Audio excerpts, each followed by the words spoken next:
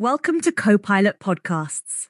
Did you know that every time you bite into Panda Express orange chicken, you're tasting a piece of culinary history that's only about 35 years old? Today, we're diving into America's favorite Chinese-American dish, how it was created, why it's so addictive, and what makes it a cultural phenomenon. By the end of this episode, you'll understand the genius behind this iconic recipe and why it sells millions of servings every year. You know, it's fascinating because orange chicken isn't actually Chinese at all. It's a completely American creation that came from the mind of Chef Andy Cao at Panda Express in 1987. Wait, really? So it's not some ancient Chinese recipe passed down through generations? Not at all. In fact, if you go to China, you won't find orange chicken on any menu. It's actually a variation of General Tso's chicken, another American Chinese creation. That's mind-blowing. So how did Chef Cao come up with this recipe? Well, he was actually inspired by a traditional Hunan dish called chen piji, which uses dried citrus peel, but he completely transformed it to appeal to American tastes. And boy, did it work. I mean, this dish has become absolutely iconic. Exactly. The genius was in the balance. Crispy chicken pieces with that sweet, tangy, and slightly spicy orange sauce. It's actually got 1 pepper on Panda's spice scale.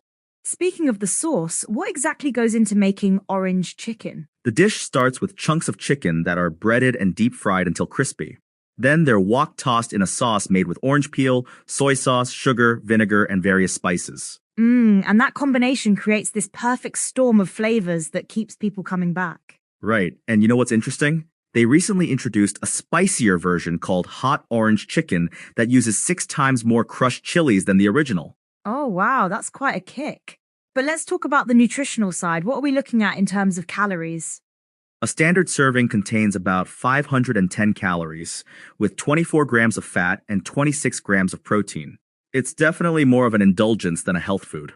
Yeah, but sometimes you just need that orange chicken fix, right? Absolutely, and Panda Express knows this. They've even created a food truck that tours the country just giving out orange chicken samples. That's amazing marketing. And didn't they also try to create a plant-based version recently? Yes, they partnered with Beyond Meat to create Beyond Orange Chicken. It was actually quite successful during its initial launch in 2021. Did they keep it on the menu? They had to discontinue it due to various challenges, including supply chain issues and preparation complexities. But it showed their willingness to innovate. You know what's fascinating to me? How this dish has become such a cultural touchstone. It really has. It's now served in school cafeterias, military bases, and you can even find it in the frozen food aisle of supermarkets. That's quite a journey for something that started in a single Panda Express location. And it's actually considered one of the most creative dishes in Chinese-American cuisine of the past 30 years, according to Jimmy Wang, their executive director of culinary innovation. What makes it so innovative? It's the way it bridges cultures. While it's inspired by Chinese cooking techniques, it's specifically crafted for American tastes, creating something entirely new. And I guess that's what makes it controversial too, right? Some people question its authenticity. Well, authenticity in food is a complex topic. Orange chicken never claimed to be traditional Chinese food. It's proudly Chinese-American fusion. That's a really good point. It's almost like its own category of cuisine. Exactly. And you know what's interesting? The original Hunan dish that inspired it, chen piji, actually tastes completely different. It's fresh and spicy rather than sweet and sour. So they really did create something entirely new. They did, and it's become such a phenomenon that other restaurants have tried to replicate it, but Panda Express's version remains the gold standard. What about the preparation process? I imagine it's pretty complex to maintain consistency across thousands of locations. It is. Each batch is wok-fired at high temperatures, and the sauce has to be perfectly balanced. Too much sugar makes it cloying, too little makes it bland. And they're cooking this constantly throughout the day, right? Yes, it's their most popular dish by far. They have to keep making fresh batches to keep up with demand. That's incredible. Do we know how many servings they sell annually? The exact numbers aren't public, but we're talking millions of pounds of orange chicken every year across their locations. And each serving has to taste exactly the same, whether you're in New York or California. That's right. They have strict quality control measures to ensure consistency across all locations. Let's talk about the sugar content. 20 grams per serving seems pretty high. It is, but that sweetness is actually key to its appeal.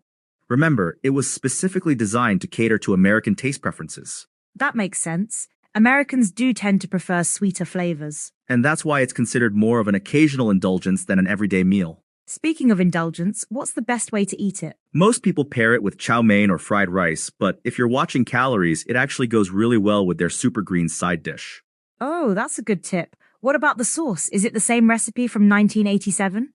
The base recipe hasn't changed much, but they've refined it over the years to perfect the balance of sweet, tangy, and spicy flavors. It's pretty amazing how one dish can become such a cornerstone of a restaurant's identity. And not just the restaurant, it's become a cornerstone of American Chinese cuisine as a whole. Do you think we'll see more innovations like this in Chinese American cuisine? Definitely. The success of orange chicken has shown that there's room for creative fusion dishes that respect both cultures while creating something new. That's what makes food culture so exciting. It's always evolving. Exactly. And orange chicken is a perfect example of that evolution in action. What about the chicken itself? Has that process changed over the years? The basic process of breading and frying remains the same, but they've optimized it for consistency and efficiency across all locations. And that's crucial when you're serving such huge volumes. Absolutely.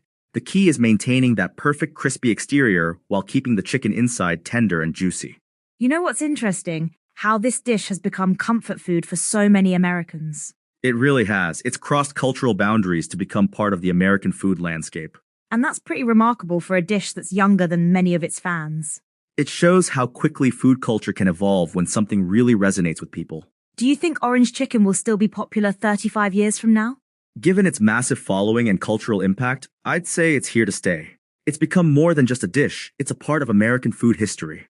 Well, that brings us to the end of today's episode of Copilot Podcasts. Who knew that such an iconic dish had such a fascinating story behind it? And remember, next time you're enjoying that orange chicken, you're not just eating Chinese food or American food, you're tasting a unique moment in culinary fusion history. Thanks for joining us today. And hey, if you're craving orange chicken right now, well, you know exactly where to find it.